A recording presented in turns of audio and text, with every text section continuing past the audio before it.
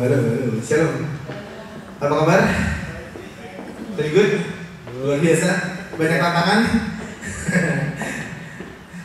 Kalau kata Pak Gilbert dari muka-mukanya kelihatannya banyak tantangan.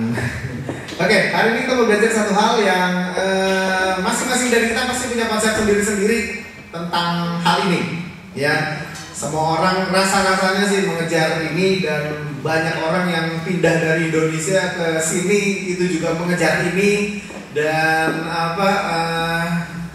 yang di Indonesia juga sama ngejar yang ini, terus ya orang bisa mati-matian ngejar yang ini. Kita buka Matius 6 ayat 19 sampai ke 24. Tapi nanti kita stop karena di ayat yang ke-21 nanti saya mau minta Ibu Candida yang baca.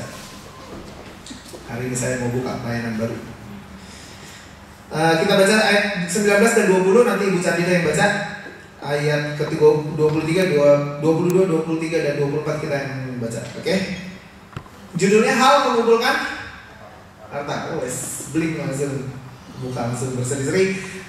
Ayat yang ke-19 kita baca sama-sama. 2, 3. Janganlah kamu mengumpulkan harta di bumi ngengat dan karat merusakkannya, dan pencuri membongkar serta mencurinya. Ayat ke-20. Tetapi kumpulkanlah bagimu harta di sorga ngengat dan karat tidak merusakkannya, dan pencuri tidak membongkar serta mencurinya. Ayat 21 saya minta Ibu Candida yang baca. Karena di mana hatiku karena di mana hartamu berada, di sana juga hatimu berada. Ya, jadi karena di mana hartamu berada, di situ juga hatimu berada, ya. Itu ayat 21. 22. Mata adalah pelita tubuh. Jika matamu baik, teranglah seluruh tubuhmu.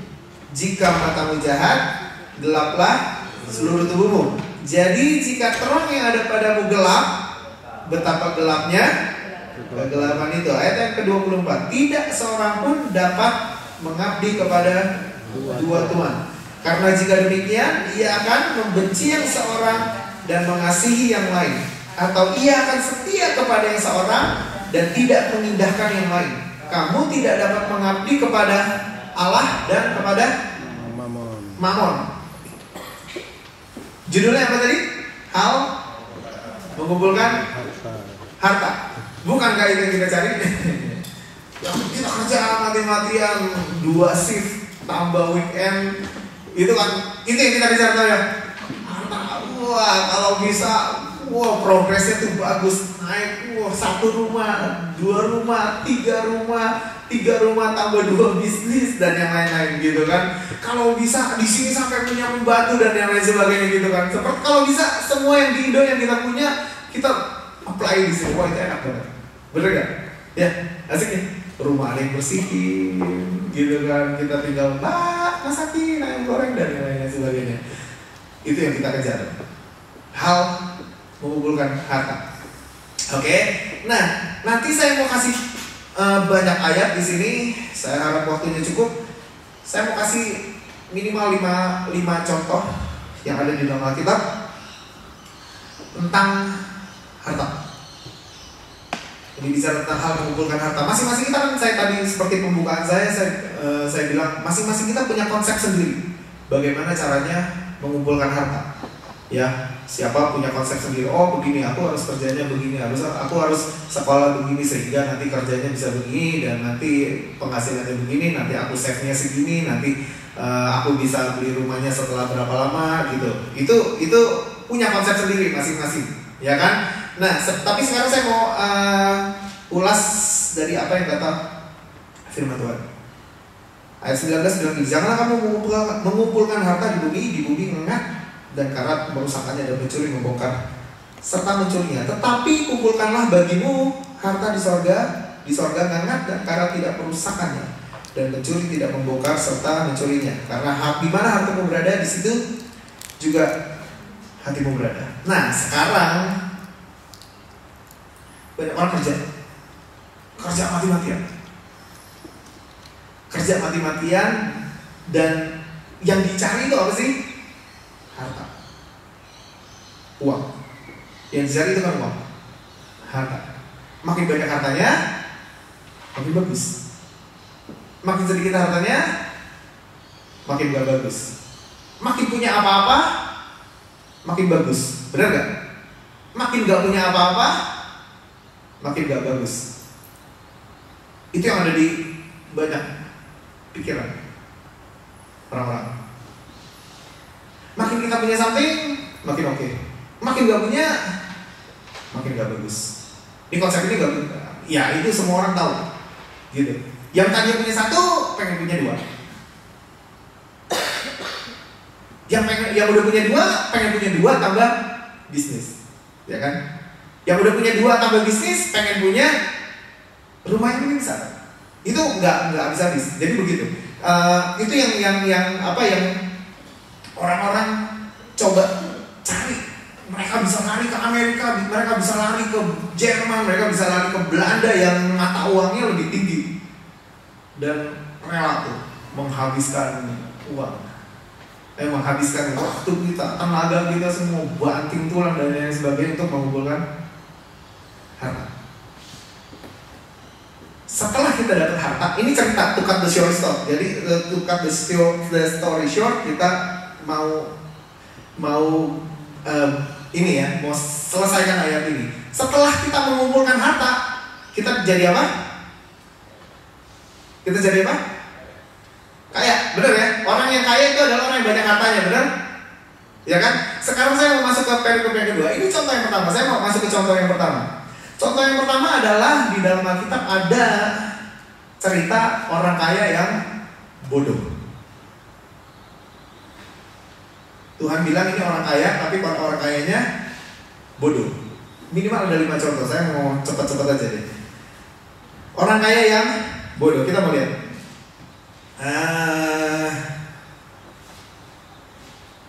Lukas 12. Ini orang kaya yang salah di mata Tuhan. Untuk jadi kaya tuh nggak salah di hadapan Tuhan. Tapi kalau kita kayak begini kejadiannya itu salah. Mari kita baca Lukas 12. Lukas 12 ayat 16 sampai 21. Saya mau bacain biar cepat.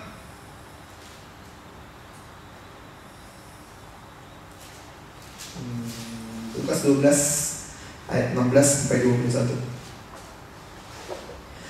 Kemudian dia mengatakan kepada mereka suatu perumpamaan, katanya, ada seorang kaya, tanahnya berlimpah-limpah hasilnya. Ini tanahnya banyak banget nih, ya kan?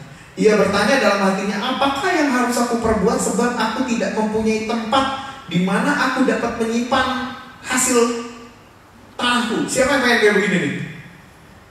Berkatnya masuk terus, tapi dia udah gak tahu mau nyimpan di mana. Keren banget ini orang kaya ya. Gitu kan? Terus lalu katanya, inilah yang akan aku perbuat, aku akan merombak lumbung-lumbungku dan aku akan mendirikan yang lebih besar dan aku akan menyimpan di dalamnya segala gandum dan barang-barangku. Sesudah itu aku akan berkata kepada jiwaku, jiwaku, ada padamu banyak barang, tertimbun untuk bertahun-tahun lamanya. Beristirahatlah, makanlah, minumlah, dan bersenang-senanglah. Ini dia ngomong sama diri sendiri. Aku akan buat lumbung yang lebih besar. Udah gitu ditimbun di situ, dan udah makan tidur, bersenang-senang bertahun-tahun lamanya. Sedap gak? Keren banget ya. Bisa hidup kayak begini terus keren banget gitu kan. Lalu yang ayat 20 bilang kita, tapi firman Allah kepadanya, hai engkau orang bodoh, pada malam ini juga jiwamu akan diambil daripadamu, dan apa yang telah kau sediakan untuk siapakah itu nanti. Demikianlah jadinya dengan orang yang mengumpulkan apa? Harta bagi dirinya sendiri, jikalau ia tidak kaya di hadapan Allah. Di luar sana banyak orang kaya, saudara. To be honest, banyak banget. Yang bukan anak Tuhan pun kayaknya minta ampun. Benar-benar kaya banget. Tapi ayat yang ke-21 ini bilang begini, kalau ia mengumpulkan harta bagi dirinya sendiri, ia akan disebut orang yang apa? Bodoh. Judulnya orang kaya yang bodoh. Orang kaya ngumpulin bagi dirinya sendiri, itu adalah orang kaya yang, itu kata firman Tuhan. Nah, sekarang definisi kayanya apa nih yang Tuhan mau? Apa nih? Ayat yang ke-21 bilang gini, demikianlah jadinya dengan orang yang mengumpulkan harta bagi dirinya sendiri. Itu tadi ayat-ayat di situ, itu demikian jadinya gitu kan. Jikalau ia tidak kaya di hadapan Allah. Artinya kaya di dunia, kaya bagi dirinya sendiri, belum tentu dia kaya di hadapan Allah.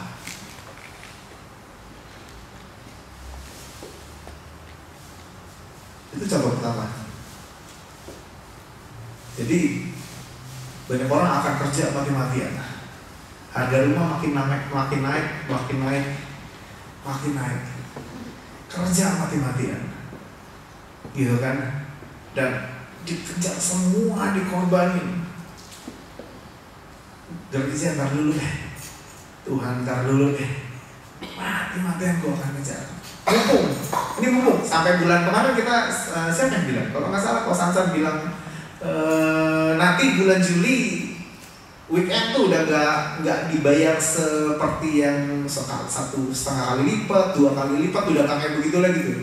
Kalau nggak salah kemarin waktu pas pembicaraan kita di rumah Doni.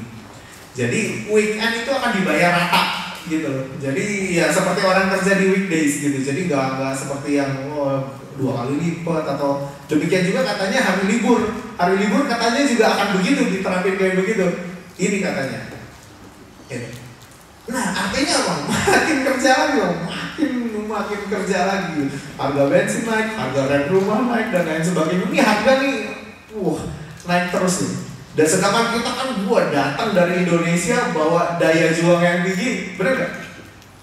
Ini kita datang dari Indonesia bawa daya juang yang tinggi kan? Nekat semua ditabrak, kerja habis-habisan gitu kan, untuk cari yang namanya harta, dolarnya sih oke tinggi, rent rumahnya juga tinggi saudara. Ini termasuk adalah orang kaya yang bodoh, karena dia tidak kaya di hadapan Allah. Itu satu. Yang kedua, ini ada orang kaya yang lumayanan di dalam Alkitab. Lumayan. Lukas 12. Oh salah, sorry. Markus 10. Saya berusaha jelasin 5 contoh ini dengan cepat. Nanti saya mau kasih kesimpulan. Jadi hari ini kita akan banyak buka ayat. Markus 10 ayat 20 sampai 22 aja.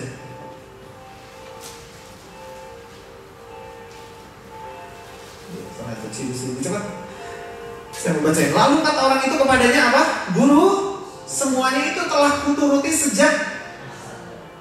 Gini loh saudara, ini orang muda yang kaya, ya kan? Orang muda yang kaya, ini kronologisnya. Orang muda ini kaya banget. Dia tuh bukan cuman kaya, tapi sebenarnya dia tuh rajin datang ke sinagog. Sinagog itu seperti gini, rajin datang ke gereja, rajin ngikutin hukum Taurat, pokoknya rajin banget dan gak sombong. Kenapa gak sombong? Karena dia datang lari tersyukur di depan Tuhan Yesus dan bilang, Tuhan,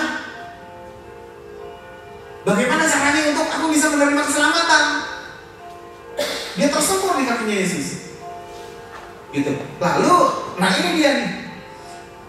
Lalu kata orang itu kepadanya, Guru, semuanya itu artinya hukum Taurat lah, hukum-hukum yang Tuhan ajarkan itu telah aku turuti sejak masa mudaku. Ayat 21. Tetapi Yesus memandang dia dan menaruh apa? Kasih kepadanya, lalu berkata kepadanya apa? Hanya satu lagi kekuranganmu apa? Pergilah, jualah apa yang kau miliki dan berikanlah itu kepada orang-orang miskin, maka engkau akan beroleh harta di surga. Kemudian datanglah kemari dan ikutlah aku. Tuhan bilang gini, cuman satu lagi. Yang lain udah oke banget. Maka di dalam bahasa Inggrisnya dibilang God love. Tuhan tuh mengasihi, maksudnya mengasihi apa yang dia lakukan. mengasihi apa yang dia kerjakan selama ini. Nah sekarang anak ini bilang, aku mau menerima, coba dong bagaimana caranya biar aku bisa menerima keselamatan. Dan Tuhan Yesus bilang, pergilah, jualah semua milikmu. Pergilah, jualah semua milikmu, bagi-bagi deh. Bagi-bagi. Lalu ikutlah aku. Menurut saudara, orang kaya yang tadi pertama dan dengan orang kaya yang ini lebih mendingan mana? Lebih mendingan yang ini toh? Benar gak? Yang tadi mah ajar lembur dah. Itu mau udah jelas langsung dibilang orang kaya yang bodoh. Nah ini judul perikopnya ini sebenarnya gak ada mendingan yang ini. Saya bilang judul perikopnya orang kaya sukar masuk. Gak dibilang bodoh sih. Yang tadi jelas-jelas bodoh tuh. Jadi kalau kita ketemu orang tuh kayak begini, wah dikejar semua duit, pokoknya duit ada di situ, dia langsung lari ke situ, duit ada di sini, dia lari di situ, dibanting tulang dan lain sebagainya, itu tanpa dia kaya di hadapan Allah. Itu sebenarnya Tuhan mau bilang bahwa itu adalah orang kaya yang bodoh, meskipun dia dapat semuanya, meskipun dia bisa jadi kaya, gitu ya. Nah tapi ada kategori orang kaya yang kedua nih. Orang kaya kedua ini adalah orang kaya yang dia tetap kejar sih, dapat sih kayaknya gitu, tapi dia juga nggak meninggalkan Tuhan sebenarnya, masih rajin ke gereja, masih oke. Kenapa? Karena dia ikutin tuh semuanya. Sampai Tuhan pun mengakui bahwa tinggal satu lagi kekurangan. Kalau ditanya sama Tuhan, kita mungkin masih 20 kali kekurangannya, masih 30, tapi orang ini tinggal satu lagi. Satunya lagi apa? Jual. Pergilah, jualah semua milikmu, bagikanlah kepada orang miskin, dan maka engkau akan apa? Saya mau saudara ingat baik-baik kata beroleh. Oke, pergilah, jualah. Habis toh, uang kita habis toh, istilahnya semua habis kalau diminta Tuhan, semuanya habis toh, gitu kan. Maka engkau akan beroleh. Saya mau stop sampai beroleh dulu, oke? Sekarang saya mau lanjut ke contoh yang ketiga. Saya mau cepat biar gak kelamaan. Ada orang kaya yang ketiga di dalam Alkitab. Ada siapa tahu? Saya kasih clue, orangnya pendek. Sakeus. Saudara setuju Sakeus kaya? Di dalam Alkitab Sakeus dibilang dia kaya. Kerjanya dia adalah apa? Pemungut cukai. Oke, saudara jadi udah ngerti ya. Waktu pas dia kerja itu dia peras orang. Mintain gua karena pemungut cukai tuh dimintain pajak dong, pajak gitu kan. Dia ambil semua. Kaya.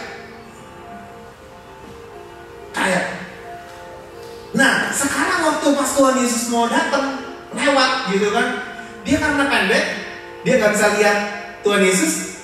Akhirnya dia manjat pohon. Kita tahu dong cerita ini dari Sunday School, gitu kan? Naik ke pohon dan lihat.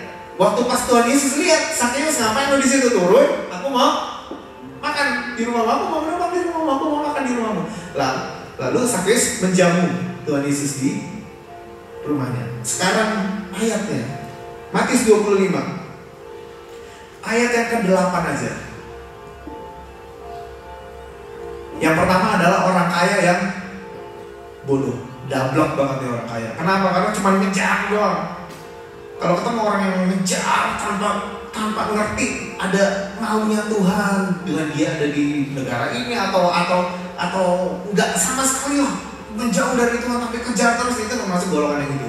Yang kedua adalah orang kaya yang lumayanan, tapi nggak masuk juga kerajaan Allah. Kenapa? Karena dia tadi nggak berani kasih yang satu lagi tuh kekurangannya itu. Padahal tinggal satu kekurangannya, ya kan? Nah sekarang yang ketiga, orang kaya yang ketiga, namanya Sakeus. Matius 25, bener gak?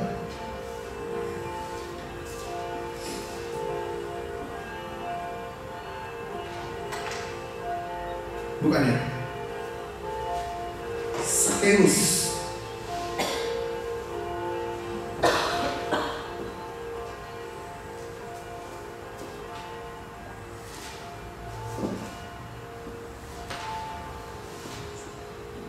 Salah ayatnya.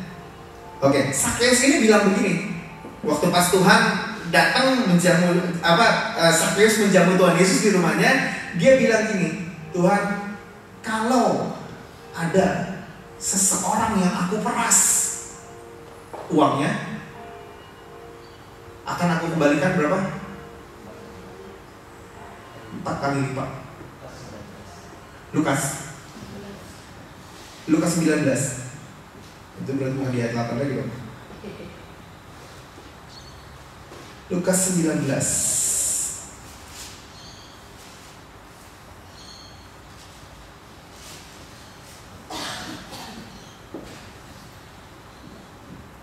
Tuhan, setengah dari milikku akan kuberikan kepada orang miskin, dan sekiranya ada sesuatu yang kuperas dari seseorang akan kukembalikan 4 kali lipat. Jadi Sakeus ini ceritanya bertobat nih. Dia dari kaya secara duniawi, dia pengen kaya secara surgawi. Itu cara pentransferannya begitu. Sekiranya ada seseorang yang aku peras dari seseorang, akan kukembalikan 4 kali lipat. Nah, jawab Tuhan apa? Habis itu apa sih? Kata Yesus kepadanya, hari ini telah terjadi keselamatan kepada rumah ini, karena orang ini pun anak Abraham. Pertanyaannya, setelah Sakeus bayar 4 kali lipat kepada orang yang diperas, menurut saudara Sakeus jatuh miskin apa tetap kaya? Saudara tahu dari mana? Hah? Setengah.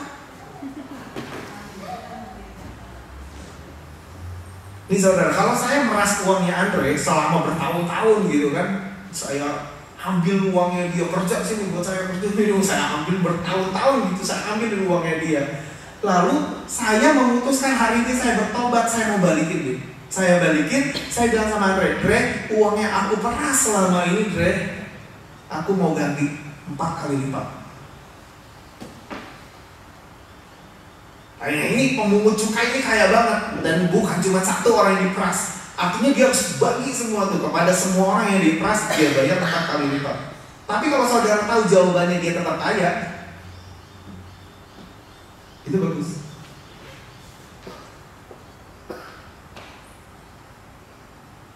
Tapi poin pentingnya adalah dia bukan cuma berhasil memindahkan harta duniawi jadi harta surgawi. Kenapa? Karena Tuhan bilang hari ini telah terjadi keselamatan. Orang kaya yang ketiga. Orang kaya pertama adalah orang kaya yang bodoh banget. Kerja bisa-bisa. Tinggalin Tuhan, tinggalin pelayanan, tinggalin anak pendeta, tinggalin pelayanan, begitu datang sini, semua ditinggal. Mumpung gua bisa kerja, kerja habis-habisan. Itu termasuk yang bodoh. Yang kedua, itu yang menghina. Masih melayani, masih dan yang lain sebagainya, tapi tinggal kurang satu. Dia nggak berani apa? Tadi nggak berani apa? Menjual hartanya dan memberikan kepada orang miskin, dan yang tadi saya bilang saudara harus ingat satu kata itu apa? Beroleh. Sebenarnya apa sih maksudnya? Kasih, beroleh. Sebenarnya itu apa sih? Exchange. Tukar. Berani gak tukar pindahin harta duniawi jadi harta surgawi? Kenapa? Karena Tuhan itu benar-benar jelas-jelas bilang di situ, pergilah jual apa yang kau miliki dan berikanlah itu kepada orang miskin. Kasih, maka engkau akan beroleh harta di surga. Tukar, karena nggak berani tukar. Ya kan? Orang yang ketiga namanya Sakeus yang tadi saya ceritain. Sakeus itu berhasil nukar harta pribadinya, harta duniawi, harta dari dia berhasil peras orang-orang, ya kan? Lalu dia switch tuh dengan pertobatannya dia. Hari ini aku akan kembalikan 4 kali lipat. Makanya Tuhan bilang telah terjadi keselamatan di dalam rumahmu. Dan saudara tadi yang jawab sendiri, Sakeus tetap kayak. Contoh yang keempat, kayaknya asik waktu ini. Contoh yang keempat, janda di Sarfat. Ini orang miskin saudara, bukan orang kaya. Janda di Sarfat, ya, 1 Raja-Raja 17.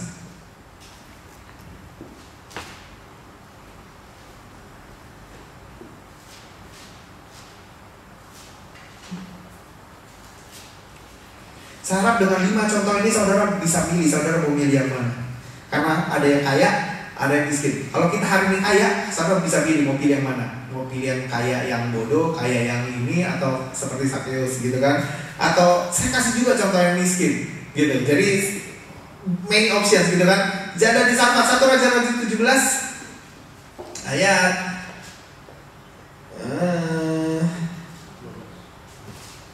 17. Ayat yang ke-12 mulai. Ini ceritanya adalah waktu itu Elia disuruh Tuhan untuk ke rumah seorang janda, ya kan? Dan Elia dibilang kau akan dikasih makan di situ. Gitu. Ini basic ceritanya. Jadi Elia disuruh Tuhan, gitu ya. Nah, ayat yang ke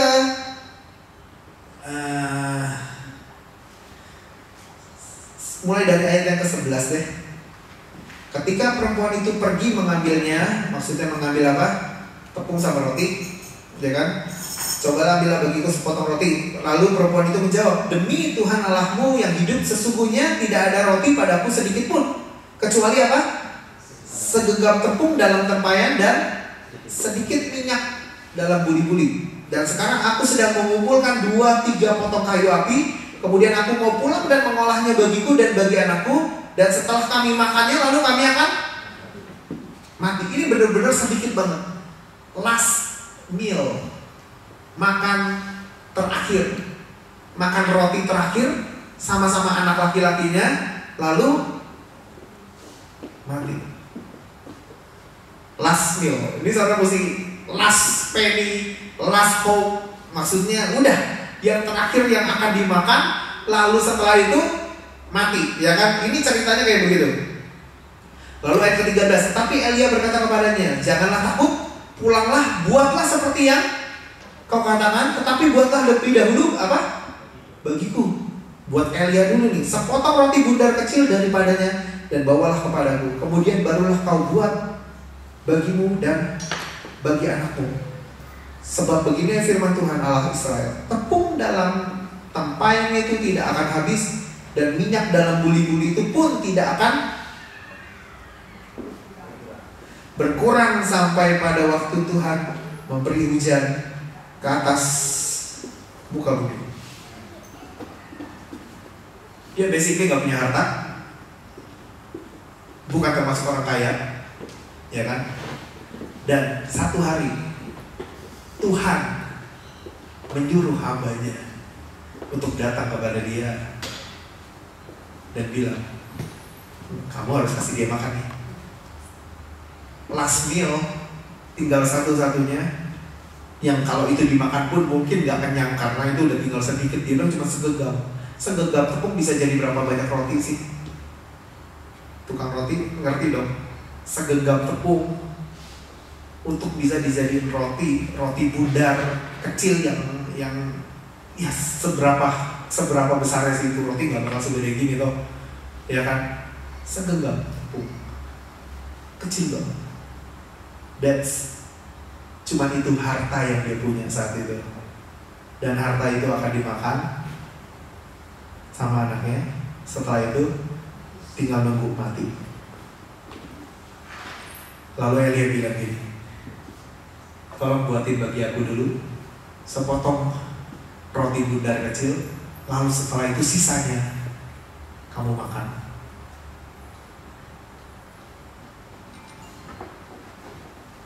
Kalau itu kejadian sama diri kita, kira-kira apakah kita akan kasih hamba Tuhan itu?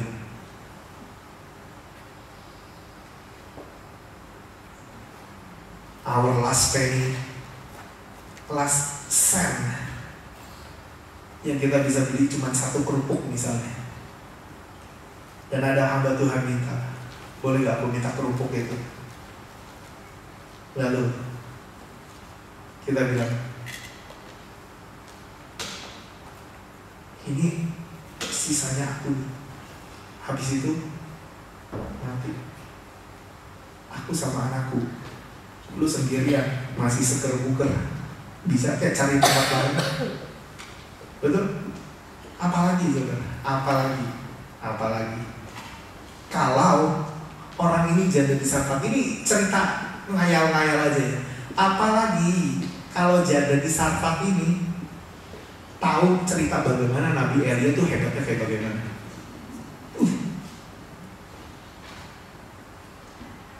Kalau dia ngerti Elia tuh hebatnya kayak bagaimana, waduh, kelewatan banget nih hamba Tuhan. Benar? Dalam perjalanan hidupnya Elia tuh kalau meminta makan tuh tidur dibangunin malaikat. Dibangunin malaikat, bangun, makan, udah ada roti di situ. Yang artinya apa? Sebenarnya Elia tuh kalau mau minta makan gampang banget. Malaikat datang, bangun, di sebelah lu ada roti. Ini peristiwa habis dia ngalahin Nabi Baal tuh capek banget kan, 450 Nabi, dia tidur, dibangunin malaikat, bangun, lu perlu makan. Bangun, di sebelahnya udah ada roti. Habis makan, tidur lagi. Habis tidur, malaikat kedua datang, bangun, makan, udah ada makanan lagi, makan, gitu. Apalagi kalau nih janda yang udah tinggal 1, gak pernah ngalamin mujizat dalam hidupnya, dia ngerti hamba Tuhannya kayak begitu. Kalau saudara jadi itu janda, saudara lihat hamba Tuhan itu kayak begitu, minta mobil dikasih, minta apa dikasih, minta rumah dikasih, minta ini dikasih, minta itu dikasih. Nah, orang ini minta dalam tanda petik, minta dalam hidup saudara sebagian yang saudara kurang. Last hope, last meal, last cent, last dollar. Kasih gak? Mulai susah jawabnya.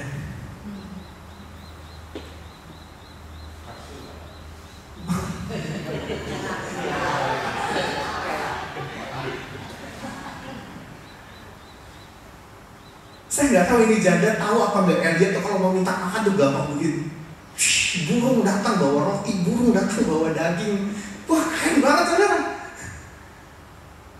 Bener nggak? Ini sekarang minta makan kepada orang yang punya 1 genggam tepung. Kalau dijadiin roti mungkin makan 1 pun nggak kenyang. Tapi janda ini, saya nggak tahu apa yang ada di pikiran janda ini. Dia bisa kasih apa? Dia bisa kasih rotinya kepada Elia. Dan firman Tuhan berkata setelah itu apa? Tepungnya nggak bisa dipakai, minyaknya tidak bisa dipakai. Yang artinya, saudara ngerti artinya nggak sih? Dari last hope pindah kepada sesuatu yang kalau dia mau masak banyak pun nggak habis. Bener? Kalau dia mau masak 2 porsi dari yang tadi nggak habis. Kalau dia mau masak 3 porsi bagi-bagi ke tetangganya nggak habis. Masih ngikutin ceritanya? Kalau dia mau masak bagi-bagi kepada tetangganya, karena ini situasinya kelaparan nih. Ini semuanya kelaparan. Mungkin dia udah ngeliat teman-temannya mati duluan gitu, karena teman-temannya mungkin lebih miskin dari dia gitu. Dan dia udah tinggal janda sama anaknya udah habis, udah terakhir. Kalau dia mau bagi kepada teman-temannya yang lain yang masih hidup, dia bisa kena marah waktu pas diambil. Gak habis.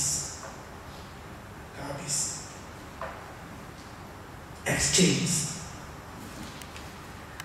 tukar. Apa yang diminta Tuhan, kalau kita berani sodorin, ini Tuhan, Tuhan akan kasih. Contoh yang kelima,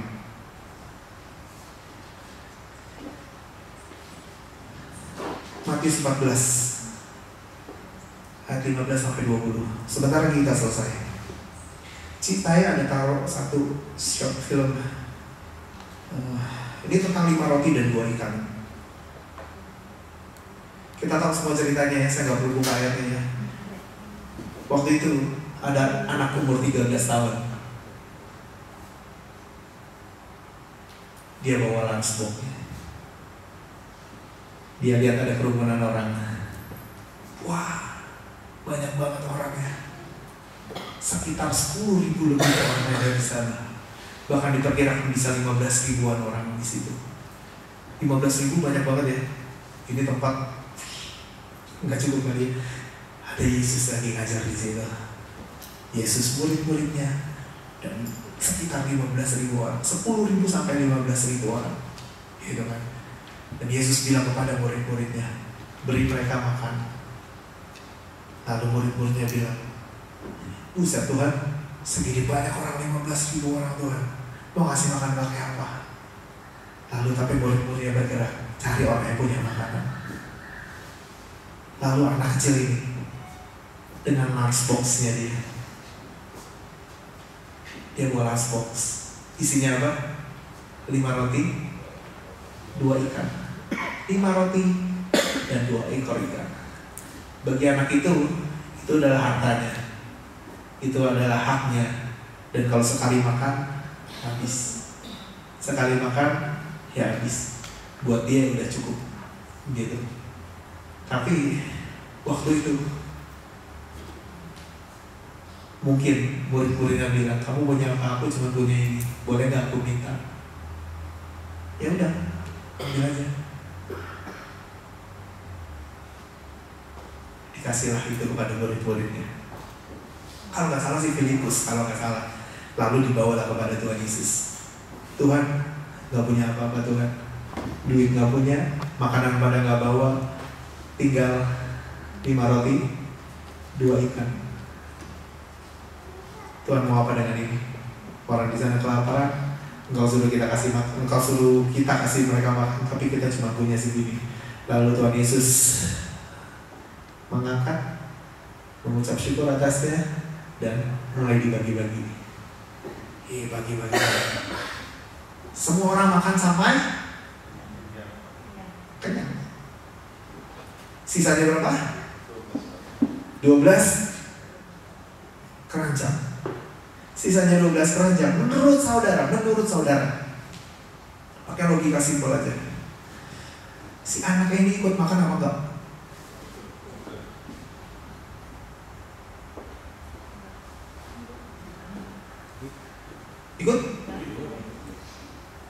Ikut ya? Si anak ini ikut makan. Dia dapat kembali nggak apa yang jadi haknya dia? 5 roti 2 ikan. Beberapa bilang lebih. Setelah makan sampai kenyang, sisa 12 keranjang. Mungkin waktu itu murid-murid bilang gini, yang mau take away sini. Karena setelah dikumpulin masih ada sisa. Ini udah full nih. Artinya udah nggak bisa masuk lagi kan. Udah nggak bisa masuk lagi, dan ya sudah dikumpulin. Yang mau take away nih, roti ada nih. Yang mau take away ikan boleh nih di sini nih. Mungkin si anak ini take away juga. Nggak tahu ceritanya. Tapi yang pasti adalah saya yakin kok dia tetap ikut makan kok.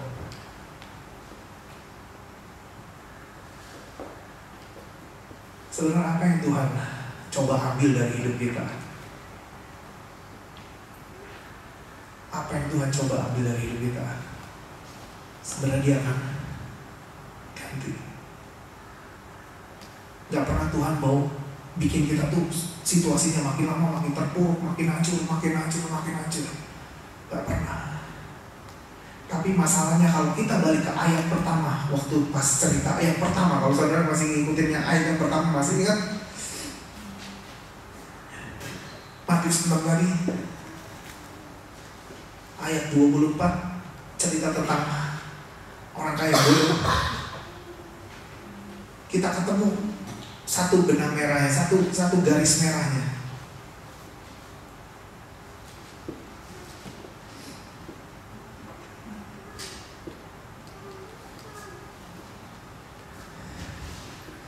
Kalau kita lihat di Matius 6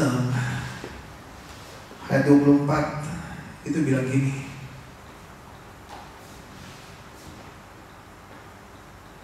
tidak seorang pun dapat mengabdi kepada dua tuan. Karena jika demikian, ia akan membenci seseorang dan mengasihi yang lain, atau ia akan setia kepada seseorang dan tidak mengindahkan yang lain. Kamu tidak mengabdi kepada Allah dan kepada Allah.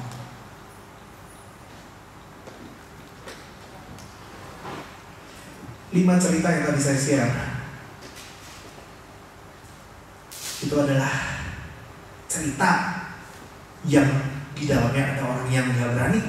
Kenapa? Karena masih mengabdi kepada mamonnya, masih mengabdi kepada uangnya, masih mengabdi kepada apa yang dia miliki, gak berani lepasin dan yang lain sebagainya. Tapi ada cerita-cerita juga di dalam Alkitab yang orang ini berani menukar apa yang Tuhan minta, menukar apa yang diminta Tuhan, dan dia dapatkan gantinya. Dan gantinya itu selalu lebih dari apa yang diberikan. Saya mau saudara lihat satu film. Setelah itu saya akan tutup.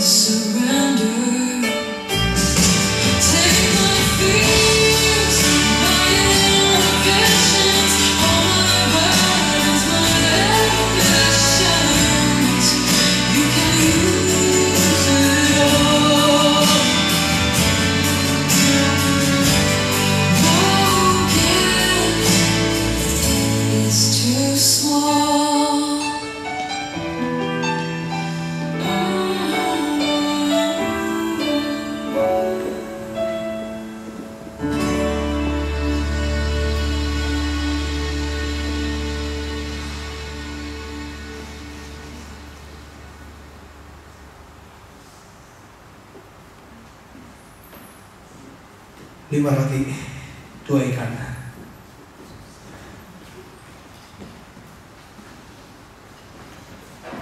Kalau itu sampai di titik Tuhan, mau kita kasih?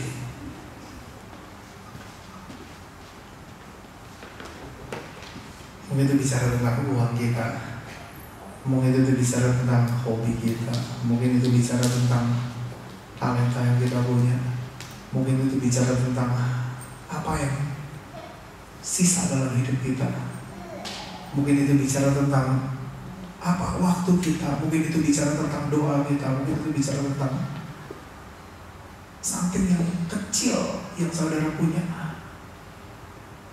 Selesai kita bagi berdiri, kita akan selesai bentar lagi.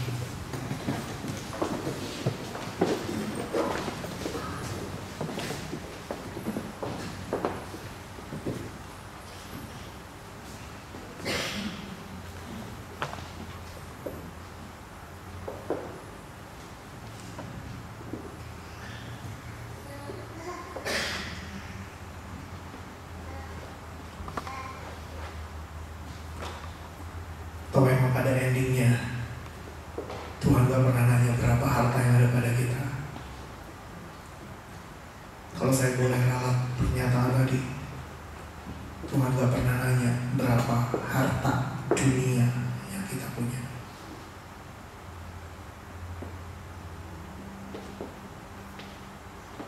Tapi kalau kita berhasil mengumpulkan harta dunia yang kita punya, lalu Tuhan tawarkan, mau gak kau lepas yang itu? Tapi aku beri yang baru. Aku beri yang dari surgawi, yang Alkitab bilang tidak habis dimakan pencuri, tidak bisa dibongkar pencuri, tidak bisa dimakan ngangat, tidak bisa dimakan karat. Itu mas stay di situ. Mau gak kita ganti talenta kita? Yang talenta itu kita habis-habisan kita serve kepada perusahaan yang kita kerja di dalamnya. Kita mati-matian membangun apa yang kita bisa. Mungkin IT, wah, kejar baca buku dan lain-lain sebagainya. Karena kita serve kepada perusahaan yang menggaji kita, bisa menggaji kita lebih.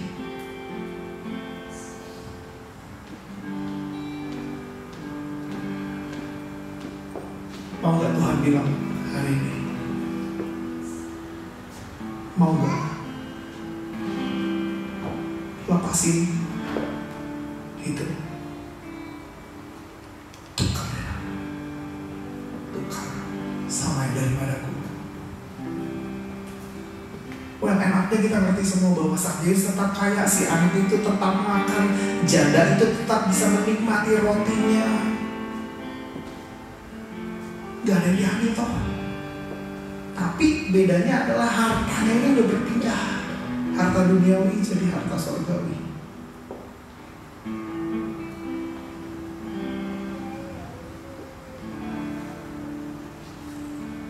Saya belajar bahwa apa yang Tuhan lakukan,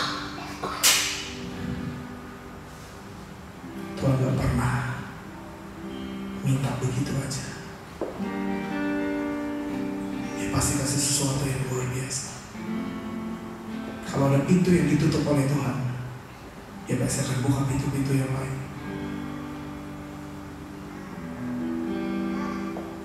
Bahkan kalau Tuhan minta engkau gak punya apa-apa dan engkau cuma punya PR, saudara. Banyak orang gak berani tinggal di negara ini karena dia pegang PR, saudara. Saat Tuhan bilang kembali ke Indonesia, dia gak pernah berani lepasin PR-nya itu untuk uang. Bahkan mungkin beberapa hamba Tuhan itu stuck di sini karena megang PR.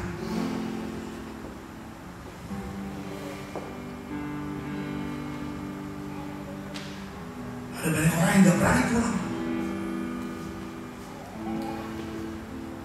Padahal itu jelas-jelas diminta Tuhan. Saya nggak ngerti, case orang beda-beda.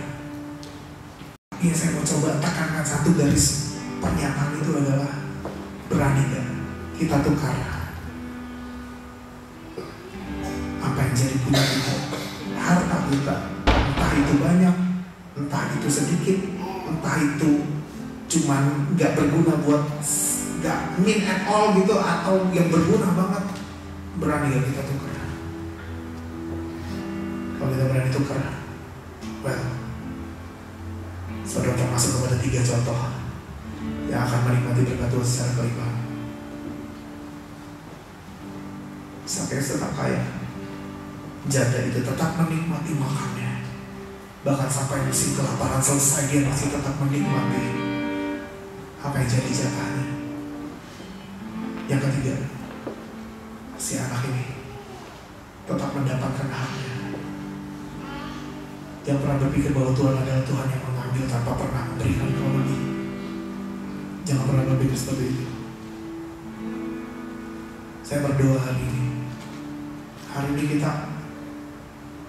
saya berdoa kita bisa membangun semua apa yang kita punya jadi powerful, yang menjadi strongness kita bisa bawa kepada Tuhan. Dan kalau itu semua kita bisa kerjakan di tempat ini, itu akan luar biasa. Itu akan luar biasa. Kita berdoa ya. Bapa di dalam surga, sudah selesai bicara Tuhan, yang kuasa-Mu yang kuat Tuhan Yesus, aku menjelaskan dengan lebih rinci lagi akan semua hal yang telah diberitakan. Buat kami mengerti Tuhan Yesus, bahwa apa yang Kau minta itu sebenarnya tanda bahwa Kau gak pernah mau diduakan.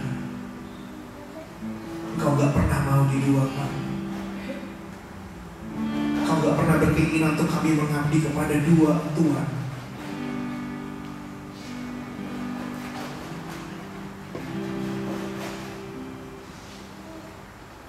Tuhan, ajar kami Tuhan untuk gak menaruh mamon di tempat yang paling tinggi dalam hidup kami Tuhan. Kami ajar kami untuk menaruh Engkau Tuhan di tempat yang tertinggi Tuhan. Meskipun kami punya harta, biar kami bisa belajar tidak terikat oleh harta itu Tuhan Yesus. Saat Kau mau pakai, saat Kau mau minta, saat Kau mau mengolah apa yang ada pada kami Tuhan, biar kami dengan gampang Tuhan Yesus untuk membawa itu ke hadapan-Mu Tuhan Yesus. Dan kami ngerti bahwa itu akan jadi blessing buat banyak orang, bahkan jadi blessing buat kami sendiri Tuhan. Terpuji nama-Mu Tuhan Yesus. Biar Roh-Mu yang kuat berbicara dalam hidup kami masing-masing Tuhan. Dan biar kami boleh belajar something dari firman-Mu hari ini. Terpuji nama-Mu di dalam nama Tuhan Yesus Kristus. Kita semua sama-sama katakan